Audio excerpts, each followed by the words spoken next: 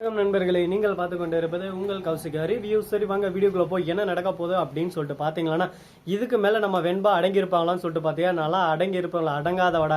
இதுக்கப்புறம் தான் என்னோட ஆக்ஷன் எல்லாமே நீங்கள் பார்க்க போறீங்க. இதுக்கு முன்னாடி வரையும் பார்த்துட்டு இருந்தது சாதா வெண்பா, இதுக்கப்புறம் பார்க்க வந்து சூப்பர் வெண்பா அப்படின்னு சொல்லிட்டு அழகா யாருக்கும் தெரியாமல் அந்த வீட்டில் கட்டி போட்டு வச்சிருந்தா தேவசேனையோட பேத்தி அல்லேக்கா ஆட்டையை போட்டு அல்லேக்கா கோர்ட்டு கூட்டின்னு போயிடுறாங்க நம்ம வெண்பா.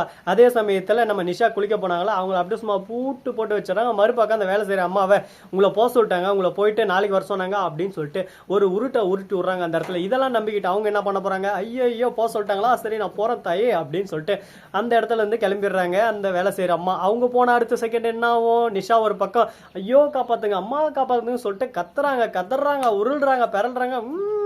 ஒன்றும் நடக்கல. அதே சமயத்தில் மறுபக்கம் என்ன நடக்குதுன்னு சொல்லிட்டு பார்த்தீங்களன்னா, நம்ம கதிரேசன் இருக்கார்ல, அவரு வந்து ஒரு பக்கம் அப்படியே சும்மா பாகுபலி மாதிரி நின்று டேய் நல்லா நினைச்சா எல்லாமே நடந்து முடிஞ்சுடா, இப்போ என்ன பண்ண முடியும் உங்களால, பாடுற எப்படி தவின்னு தவிச்சுனுக்கிறான்னு சொல்லிட்டு தவிக்க தண்ணி இல்லாமல் அப்படியே தவிக்க போறேன் இன்னைக்கு அப்படி இப்படின்னு சொல்லிட்டு வாயிலே வட சுட்டுனுக்குறாரு. டே தலைவா என்ன இதெல்லாம் அப்படின்னு சொல்லிட்டு நாமளே ஒரு பக்கம் ஆச்சரியப்படுற மாதிரி நிறைய விஷயங்கள்லாம் செஞ்சுட்டு தான் இருக்காரு. நீ செய்யலன்னு நாங்கள் எப்பவுமே சொல்லலை, நீங்க செஞ்சுட்டு தான் இருக்கீங்க, ஆனால் செய்யற விஷயத்த கொஞ்சம் பார்த்து பக்குவமா செஞ்சா நல்லா இருக்கும் கதிரேசன். அது மட்டும் இல்லாமல் அப்படியே நம்ம தேவஸ்தானாவே அள்ளு கூட வச்சுட்டாங்க. தேவஸ்தானம் அப்படியே சும்மா அதிர்ச்சியில் அழுந்துன்னு இருக்காங்க ஒரு பக்கம். திடீர்னு அவங்க பேத்தியை பார்த்ததான் அப்படியே சும்மா ஒரு துள்ளல் என்ன, ஒரு பாசம் என்ன, ஒரு குதிப்பெண்ண, அட்டா என்ன ஒரு மகிழ்ச்சி அப்படின்ற மாதிரி சந்தோஷமா இருக்காங்க. அதே சமயத்தில் கதிரேசனுக்கு ஆட்டே ஒரு பக்கம் நின்று போச்சுங்க. ஐயோ என்னடா இது, நான் இவளை கடத்தி வீட்டில் தான் வச்சேன், நிஷா என் மகளே அப்படின்னு சொல்லிட்டு கட்டுப்பாறான் ஒரு பக்கம். திடீர்னு நிஷா ஒரு பக்கம் அப்படியே என்ட்ரன்ஸ்ல வந்து புடுக்குன்னு உள்ள தூடுறாங்க. பார்த்தா நிஷா பக்குன்னு தேடின மாதிரி நடந்து போச்சு. வெண்பாவங்கானா ஒரு பக்கம், அந்த பொண்ணுங்கானா கேஸும் கோவிந்தா. தலையில துண்டா போட்டுன்னு ஒரு பக்கம் ஓரமா போய் வீட்டில் உட்காந்து ஓன்னு ஒப்பாரி வைக்க வேண்டியதுதான் பாக்கி. இப்ப இதுக்கு மேல நம்ம கதிரேசன் தலைகீழ நின்று தண்ணி குடிச்சாலும் வாய்ப்பில்லை ராசா வாய்ப்பில்லை அப்படின்ற மாதிரி தான் ஆகி போச்சுங்க. அதே சமயத்தில் நம்ம தேவசேனா உண்மைகளெல்லாம் உடைச்சு அந்த இடத்துல நம்ம விஜயை வெளியே கொண்டு வராங்க. விஜய் நிரூபணம் பண்றாங்க. அது மட்டும் இல்லாம கேப் மாதிரி முள்ள மாதிரி முடிச்சு வைக்க தனம் செஞ்ச இவங்க 2 பேரையும் பிடிச்சி ஜெயிலில் போடுங்கன்னு சொல்லிட்டு உத்தரவு தந்துடுறாங்க. அது எத்தனை நாளைக்குன்னு சொல்லிட்டு பார்த்தீங்கன்னா 3 மாசம் தண்டனை அப்படின்னு சொல்லிட்டு சொல்லிடுறாங்க. கூடவே 5 லட்சம் அபராதம், கோர்ட்டு நேரத்தை வீணடிச்சிருக்கும். அது மட்டும் இல்லாமல் விஜய்க்கு தனியாக 10 லட்சம் நீங்கள் கொடுக்கணும், அவரை அவமானப்படுத்துறதுக்கு நஷ்டஈடா அப்படின்னு சொல்லிட்டு சொல்றாங்க.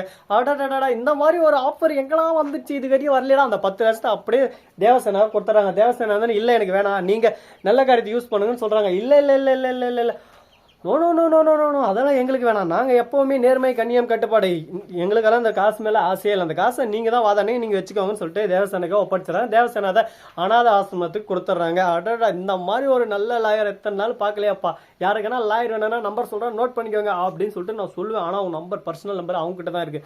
நான் சொல்லிட்டுனா அவங்க சண்டைக்கு வருவாங்க. அடுத்த வீடியோவில் அவங்க நம்பர் சொல்லாமல் வேணாமல் அவங்ககிட்ட கேட்டு சொல்லிடுறோம். உங்களுக்கு எதனா பிரச்சனைகள் நேர்மையாக இருந்து எதனா கஷ்டங்கள் துக்கங்கள் துயரங்கள் வந்தால் நீங்கள் அவங்ககிட்ட சொல்லி கண்டிப்பாக ஜெயிக்கிறதுக்கான வழியை தேடலாம். சரி இப்படியெல்லாம் ஒரு பக்கம் போயின்னு இருக்கு. அதே சமயத்தில் மறுபக்கம் நம்ம ரஞ்சிதா இருக்காங்கல்ல, அவங்க வந்து நான் பார்த்தேன் நீ பார்த்ததான், ஆனால் எப்போ பார்த்தேன், எங்கே பார்த்தேன், எப்படி பார்த்தேன், என்னன்னு சொல்ல வர தெளிவாக சொல்லுன்னு சொல்லிட்டு கேட்குறாங்க. என்னமே சொல்ல முடியாமல் ஒரு பக்கம் பயத்தில் கூனி குறுகி போயிட்டு நான் எது சொல்ல வந்தாலும் நீங்களே அப்படியே சும்மா குயிக் போட்டு என் வாயை ஒட்டிடுறீங்க, நான் என்னதான் சொல்றது அப்படின்னு சொல்லிட்டு இப்படியே உருன்னு நின்றுக்கிறாங்க நம்ம ரஞ்சிதா. நான் ரஞ்சிதா உனக்கு இந்த நிலமைனா நாங்கெல்லாம் ஏமாத்திரம் சொல்லு பார்க்கலாம் அப்படின்ற மாதிரி தான் ஒரு பக்கம் போயின்னு இருக்கு. ரஞ்சிதோட பேச்சும் வாக்கும் இங்கே செல்லுபடி ஆகுமா ஆகாதான்னு சொல்லிட்டு பார்த்தீங்கன்னா கண்டிப்பாக செல்லுபடி ஆகாதுங்க. ரஞ்சிதா உனக்கு அவ்வளோதாம அந்த இடத்துல மவுசு, அந்த இடத்த விட்டு காலி பண்ணி போயிட்டே இருக்கணும். நாம எப்படி இருந்தாலும் நமக்குன்னு ஒரு இடம் இருக்குங்க. நம்ம ரஞ்சிதாவுக்கு அரவிந்த் தான் சரியான ஜோடி. அரவிந்த் மாதிரி ஒரு ஜோடி கிடைக்கிறது கொடுத்து வச்சிருக்கணும். செம்மையான ஆளு, அழகான ஆளு, கியூட்டான ஆளு.